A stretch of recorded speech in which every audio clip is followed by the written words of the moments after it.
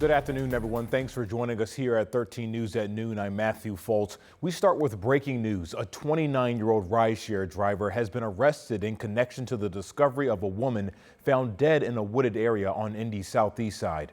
Police tell us they found 30-year-old Shanti Dixon's body yesterday afternoon near Raymond Street and Sherman Drive. Investigators say Dixon's family reported her missing after not hearing from her for several days. Right now, that rideshare driver faces preliminary charges of murder. And right now, we are waiting for a press conference from IMPD Chief Chris Bailey. You're taking a live look from downtown at the headquarters. He's expected to detail today's arrest at any moment now. Of course, we will dip back into that live presser once it begins here shortly. Well, it was a pivotal move by the City County Council last night. Councilors approved the creation of a committee to investigate how the mayor's administration handles sexual harassment complaints. This comes after allegations from at least 2 women against the mayor's former top aide, Thomas Cook. Our Marion County reporter Lauren Kostick shares reaction from councilors. During Monday's council meeting, let us take it to the board for Proposal 287. Councilors on both sides of the aisle sending a strong message to Mayor Joe Hogsett and his administration. Who knew? When did they know? I think we all agree that something needs to be done. Again, it's important that we take the time to do a deep dive into what's taken place over the last few years. Motion carries 22 yeas, 1 nay, and 1 abstention. Councilors gave the green light to form an investigative committee to look at the city's handling of sexual harassment complaints.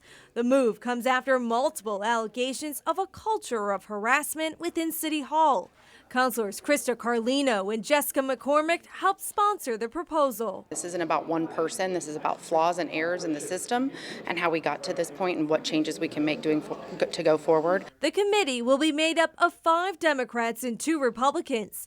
They will review the city's policies and We will get back to that breaking news. As we just mentioned, IMPD Chief Chris Bailey is expected to give a press update on the arrest of a 29-year-old rideshare driver in connection to the discovery of a woman found dead in a wooded area. We're going to dip right into that live press right now. Quickly say to our community that, remember, you have an obligation to help us in our fight against violent crime, and that when you see something, you have to let us know. You have to intervene when you know you can prevent violence. And we all have to learn to better deal with our emotions in a way that doesn't lead to picking up a weapon and taking a life.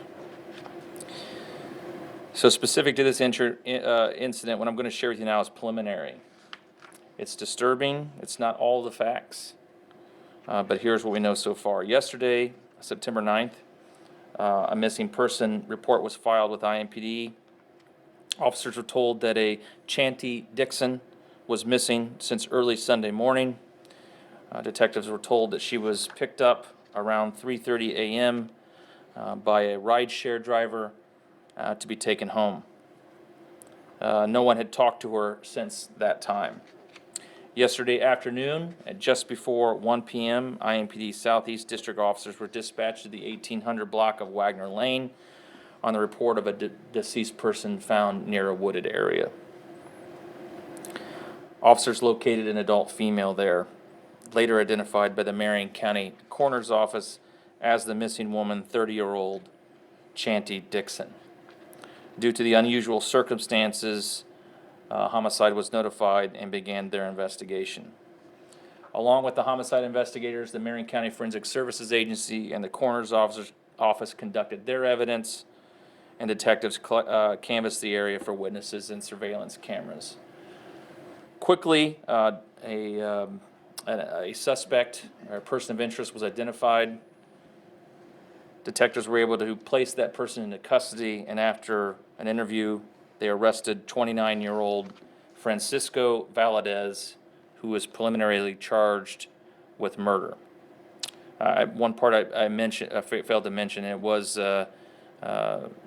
Ms. Dixon was found to have injury consistent with a gunshot wound.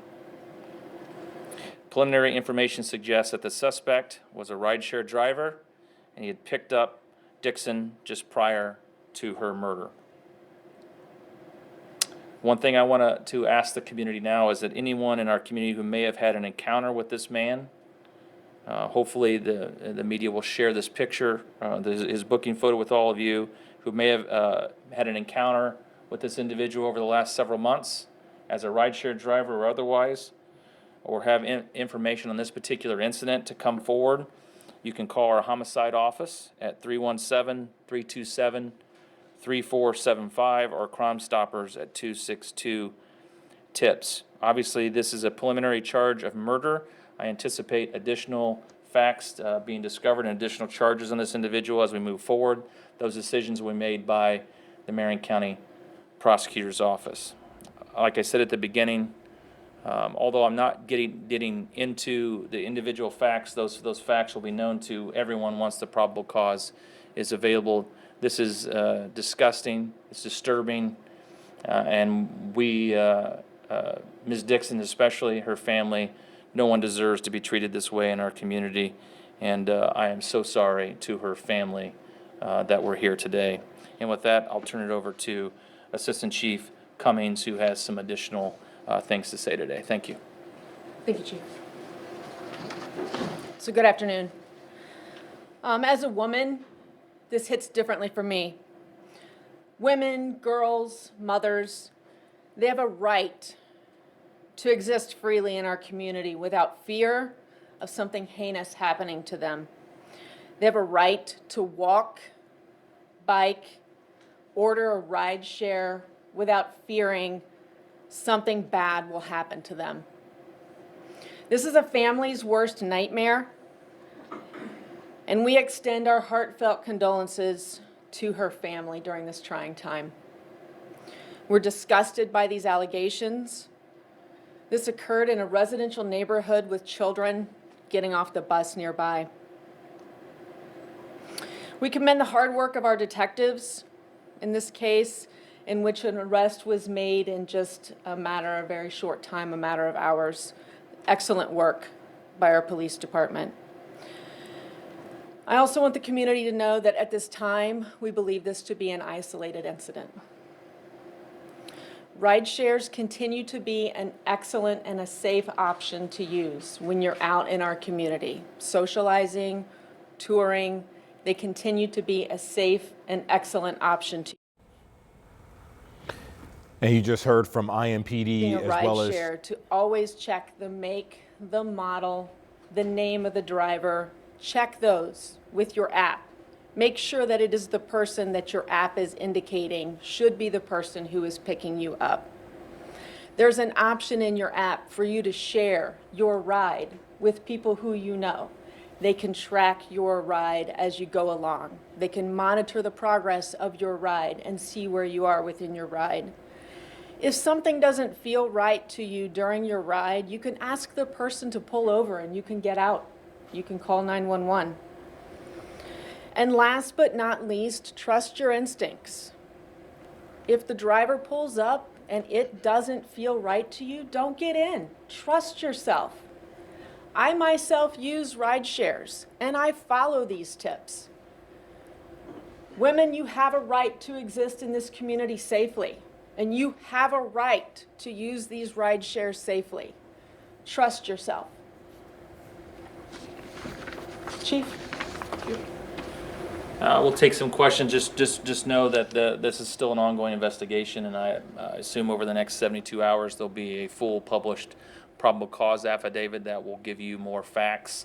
We also want to be sensitive to the family here, that the details that we share are appropriate given the grief that they're feeling at this point in time. Chief, how were you able to locate the suspect so quickly?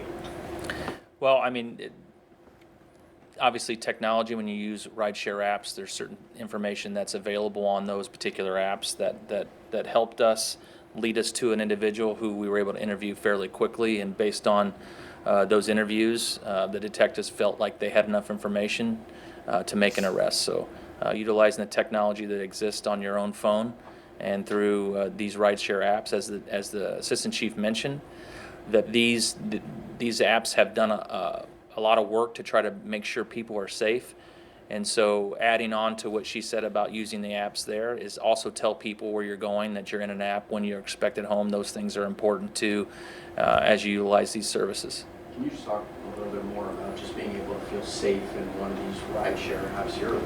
How do you get in, go to your destination safely without something like this? And you just heard from Chief Chris Bailey as well as the deputy chief, both with IMPD, following the arrest of that rideshare driver and the murder of 30-year-old Shanty Dixon. Both of them calling this incident, quote, disturbing and just disgusting. And 13 News will continue to follow this developing story. We'll keep you updated both on air and online at WTHR.com. Our Chase Howell is in that press conference right now, and he will have much more on 13 News at 4. We are expecting to hear from more later on. Well, time is now 12:10 on your Tuesday afternoon as you take a live look over downtown Indy. It's a bit hazy outside as we start to warm up this afternoon. Sean joins us now. And you talked a little bit about this haze yesterday. Yeah, haze from the wildfire smoke. And we're starting to notice air quality is deteriorating just a little bit. Nothing crazy. Nothing to be worried about. No, unless you have an unusually sensitive respiratory system, and then you probably do. Sunshine today and temperatures at this hour cranking up into the mid 70s. Still comfortable in relative terms, I'll say that, as take these numbers, which are 75 to near 80, compare them to 24 hours ago at this time, 5 to 10 degrees warmer. But as we look at the dew point map, and that's your your comfort level map, if you will, still air is relatively dry. So another great afternoon dialed in for outdoor plans. It is going to be warmer than yesterday as we peak up into the mid 80s. The Indians start their last homestand of the season tonight. It is dollar menu night, 6:35. We'll talk about Francine's impacts coming up here in just a few minutes. Stay with us.